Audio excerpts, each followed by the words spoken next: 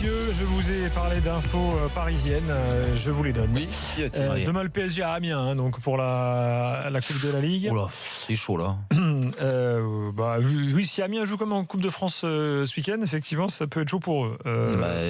Malheureusement, comme les dernières perfs d'Amiens, quoi. On a mis en avant les bons résultats d'Amiens au mois de octobre-novembre. S'ils se sauvent, c'est déjà formidable. Oui, non, mais que la deuxième partie de saison soit moins bonne que la première, rien ne serait illogique. Ils ont mal fini l'année déjà. Mais là maintenant, l'opération maintien, elle reste d'actualité. Ouais. Alors, Cavani est apte, il s'est entraîné, il est là. Voilà. Mais il ne jouera pas, il va se reposer. Voilà, il ne jouera pas demain. Alors, est-ce une sanction sportive ? On ne sait pas. Eh bien, on ne le sait pas. Puisque le club n'a pas communiqué sur les éventuelles sanctions. Mais je trouve que c'est plutôt bien la façon qu'ils ont de faire, de pas balancer ça et de ne pas communiquer là-dessus. Ouais.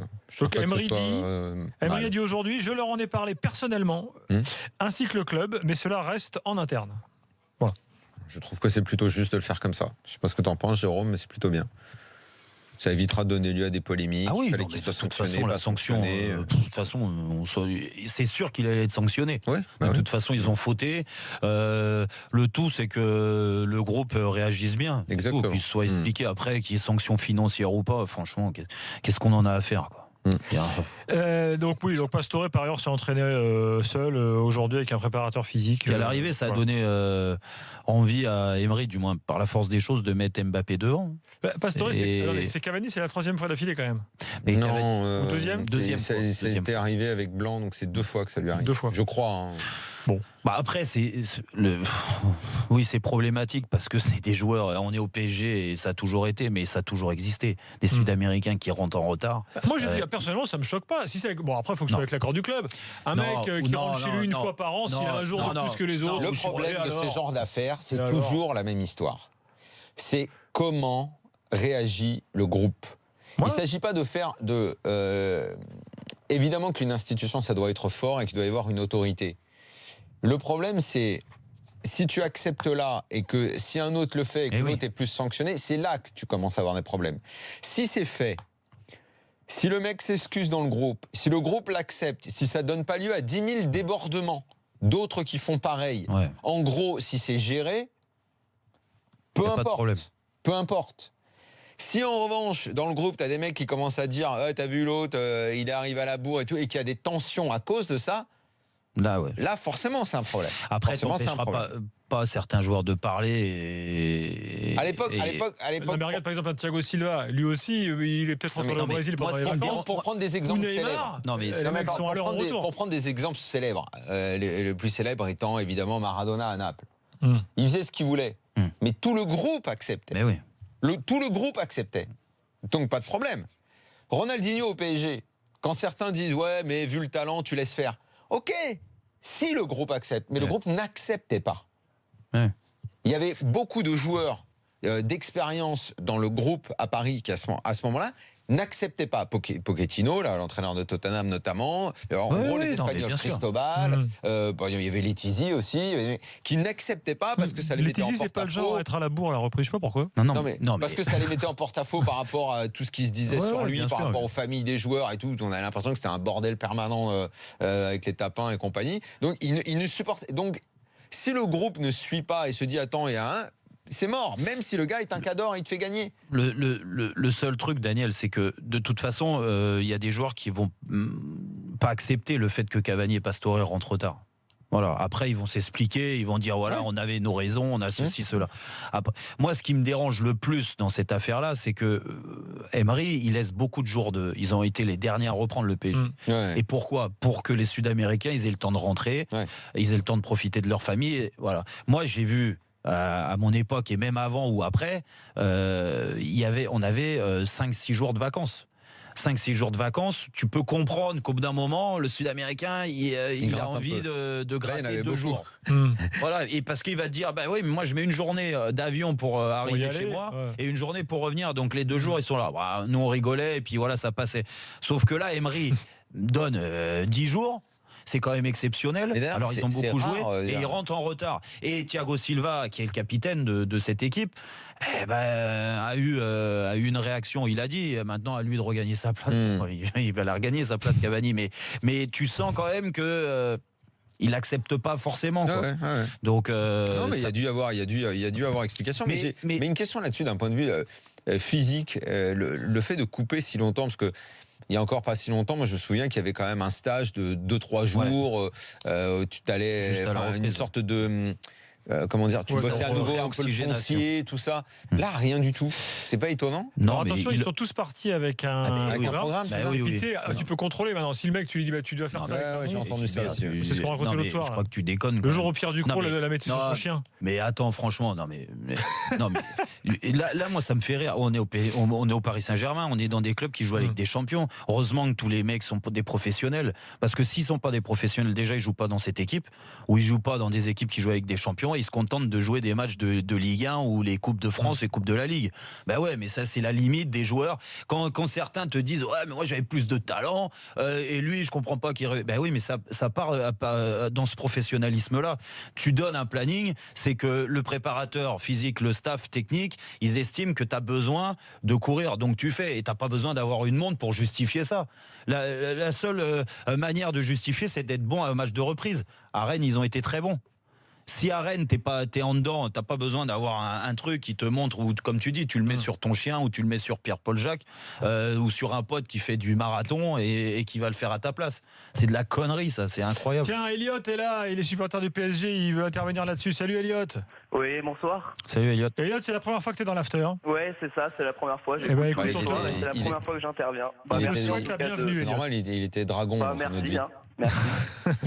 C'était juste pour dire que moi je pense que le problème avec Cavani, parce qu'on parlait, moi je suis d'accord sur tout ce que dit Daniel en général, et quand il parle de l'autorité du club, c'est des choses qu'à mon avis il a complètement raison, mais à mon avis avec Cavani c'est pas un problème d'autorité, et s'il y a un problème avec Cavani, à mon avis c'est pas là, parce qu'il doit y avoir je pense un problème, après je suis pas renseigné sur tout ce qui se passe, mais il doit y avoir un problème en interne plutôt avec Pastore.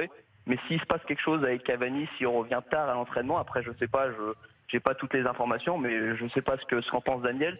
Mais à mon avis, il doit y avoir plutôt un problème externe au PSG. Il l'a déjà fait, Cavani. Il l'a fait il y a 2 ans. Il l'a fait, ouais. Parce que je pense que pour moi, Cavani, c'est étonnant. Parce que pour le coup, lui. Mais Cavani, on connaît sa situation. Il a des problèmes dans sa vie perso. Il a des enfants qui vivent en Uruguay, donc il doit les voir très rarement. Donc bon.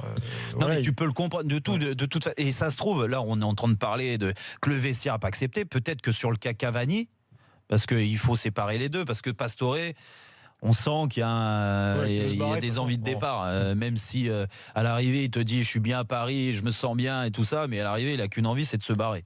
Donc allez, passons au dossier suivant. Différent. Elliot, à bientôt, rappelle-nous quand tu veux. Merci beaucoup en tout cas de m'avoir permis de passer à l'antenne, c'était vraiment un plaisir parce que j'écoute tous les soirs et c'est la première fois. Merci en tout cas à tous et tu verras, tu verras demain tu te sentiras mieux encore. Reviens quand tu veux. Salut Elliot, et passe le bonjour à Peter. Salut Elliot, bye bye. Juste pour être complet sur Cavani. Cavani avait fait un procès en diffamation à Mediapart qui avait révélé à l'époque le montage financier de Cavani sur l'optimisation fiscale à Malte. Et bien aujourd'hui le tribunal a donné raison à Mediapart, donc la demande de Cavani a été rejetée. Voilà, Cavani qui avait démenti les informations de Mediapart. Alors Mercato, Paul Bays à Bordeaux, petite info RMC Sport ce soir, donc il y a accord pour que Bays arrive à Bordeaux dans les heures qui viennent. Il revient déjà. Ouais. Voilà. On avait dit dès le début de la semaine, là, quand vous n'étiez pas là, que c'était dans les tuyaux. Le défenseur allait revenir, que c'était dans les tuyaux pour Paul Bays. Et l'attaquant de Newcastle, là, non, ça avance pas le dossier, là. Ah, là, j'ai pas d'infos ce soir là-dessus. Il s'appelle déjà Mitrovic ou un truc comme ça, j'ai oublié son nom, mais ça doit être ça. Non, Mitrovic, c'était le gars de Saint-Etienne. Ouais, mais il s'appelle aussi comme ça. Il s'appelle aussi Mitrovic. Ouais. Mais en tout cas, Paul Bays. C'est bien, c'est un Bordelais, il est attaché au club. C'est presque une anomalie qu'il ait jamais joué à Bordeaux, d'ailleurs. Non, mais déjà, c'est bien, oui, parce que. Il va stabiliser peut-être un petit peu plus la défense bordelaise qui est en grande difficulté quand même. Et il n'y a pas que ça. Ah non, ils vont pas résoudre tous les problèmes avec ça. Non, ça c'est sûr qu'ils vont pas résoudre tous les problèmes. Et il y a d'autres problèmes à résoudre parce que quand j'entends Gourvenec nous dire que le match de Granville, alors, Dugas dit la pression à Bordeaux, c'est on te balance des cannelés à l'entraînement. Il disait ça tout à l'heure. C'est vrai. Non, mais il y a un décalage entre où il y a un problème, c'est que l'analyse du match autant Gourvenec, on peut dire ce qu'on veut l'année dernière, ce qu'il qu'il a fait à Guingamp et tout ça, mais là il est complètement dépassé, le pauvre. En conférence de presse, quand il te dit sur le match de Granville. Ah oui, t'étais pas là dimanche. Mais non, j'étais pas là. Non, mais ils sont tous dépassés. Il n'y a pas que Gourmand. Non, mais quand je t'assure qu'ils sont tous dépassés. On a fait ce qu'il fallait. Non, mais là, t'as raison. Non, mais là, t'as raison. On l'a dit. Excusez-moi, ils sont tous dépassés. Bordeaux est dépassé depuis très longtemps. Le directeur sportif, la cellule de recrutement qui n'existe plus, le centre de formation, le président, ils sont tous dépassés. L'actionnaire, ils sont tous dépassés depuis très longtemps à Bordeaux. Alors, très longtemps. Autre club, Saint-Etienne. Et le club, soit il se repense, soit c'est un anonymat à vie. Arrivé à Saint-Etienne d'un directeur général qu'on avait reçu dans l'after Daniel, rappelle-toi. Ouais, Fred Paquet qui était à Lille. On avait fait un after à Lille. Il était venu. 2010-2011 qu'on était allé le voir. Alain Roche a dit non en plus. Et donc, alors c'est lui qui était là quand Lille fonctionnait. Donc il a sa part de. Il n'était pas tout seul parce qu'il y avait comment s'appelait l'autre personne qui était très importante. Vandame. Mais non. Jean-Claude, d'accord, bien sûr. C'est Jean-Claude ou Jean-Michel Vandame. Jean-Michel. Non, Jean-Claude, c'est. Oui. Je suis bête, moi. Oui. Jean-Claude, c'est l'autre, pardon. L'autre, il dit c'est Jean-Claude ou. Jean-Claude, c'est 1+1 égale. Oui, c'est bon, j'ai pas compris. J'ai déconné, pardon. Mais si l'autre, là, tuyau, tulier, tuyau. Oui, tuyau. C'est tuyau. Ouais, c'est ça. Ouais. C'est pas comme un tuyau, c'est tuyau. Oui, et donc là, il va tout seul. Voilà. Bon, ça devrait. Et apparemment, Romeyer va prendre un petit peu de recul quand même. Donc à voir comment ça va se passer à Saint-Etienne. Il va juste serrer les louches en loge. Dans les semaines façon Bernard Lacombe. Les joueurs vont prendre du recul aussi. Quoi, pour mieux défendre, tu veux dire? Non, j'en sais rien. Parce que bon. Sinon, dans l'actu du jour, je voulais également. Ils ont battu Nîmes. Déjà, Sablé a pris du recul. Nîmes à 11 contre 10, ça va mieux. Sablé va prendre du recul. Sablé, par la force des choses. Gasset. Il va prendre un peu d'avance. Lui, il va avancer, il va s'avancer un peu. Et une Hirondelle ne fait pas le printemps. Il y a Ghislain qui arrive. Ghislain, il tweet, Ghislain, je le suis. Il écoute l'after régulièrement. Il tweet, Ghislain. Ghislain, extraordinaire. Ghislain. Il écoute l'after. Je l'ai connu chez toi, Ghislain. Nous, c'est nous que on l'a fait.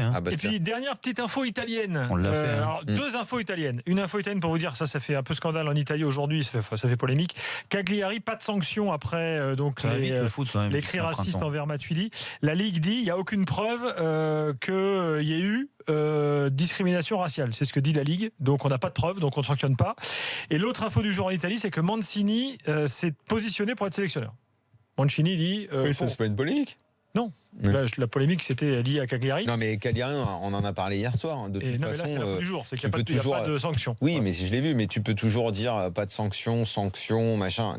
Le problème est tellement profond dans les stades là-bas que déjà, je ne sais pas comment tu pourrais sanctionner. Des points en moins. Ou une grosse sanction financière. Mais comment tu peux sanctionner le club pour 50 crétins dans le stade Est-ce que le club est responsable de ces crétins dans le stade? Non, mais ça les rendrait responsables. Et peut-être. Il nous reste 40 secondes. Je ne sais pas si on a le temps de lancer un débat. Alors, ce serait de sanctions. Parce que tu obligerais le club à faire le ménage dans sa tribune. Pourquoi pas? Sauf que eux te diront que ça va être comme le stade appartient à la municipalité, c'est un problème de délinquance publique. Ou alors huis clos. Si tu n'as pas les moyens, préjudice financier. Oui, mais si tu n'as pas les moyens de contrôler par une action policière. La délinquance, en l'occurrence c'est un délit, donc la délinquance de ces mecs-là, c'est dur de sanctionner le club. Il faudrait que ce soit en fait quelque chose qui soit à l'échelle de tout le pays et dans tous les clubs. Mais là, ça n'arrivera pas parce que de toute façon, ils donnent raison à leurs supporters à chaque fois là-bas. Donc, Et puis donc, Mancini, candidat, on en reparlera avec Simone Rovera un de ces jours pour s'occuper de la sélection. C'est fini pour ce soir. Demain, on remet ça avec la Coupe de la Ligue, les gars. Demain, il y a 3 matchs, les 3 autres quarts de finale, bien sûr. Très bien. Demain soir, donc, la là, aux alentours de. Ça va vite le foot. De 23. Il nous nettoyait le vestiaire il y a 5 ans, il est un entraîneur. Il était numéro 1. Quand je le connais, il s'occupait du centre de formation. Oui, mais bon, il nettoyait un petit peu le vestiaire quand même. T'as vu le cap qu'on lui a fait passer en. On va acheter la galette. Mais jeudi, pas demain, jeudi. C'est une bonne galette. Mais t'en fais pas. Je vais la faire moi.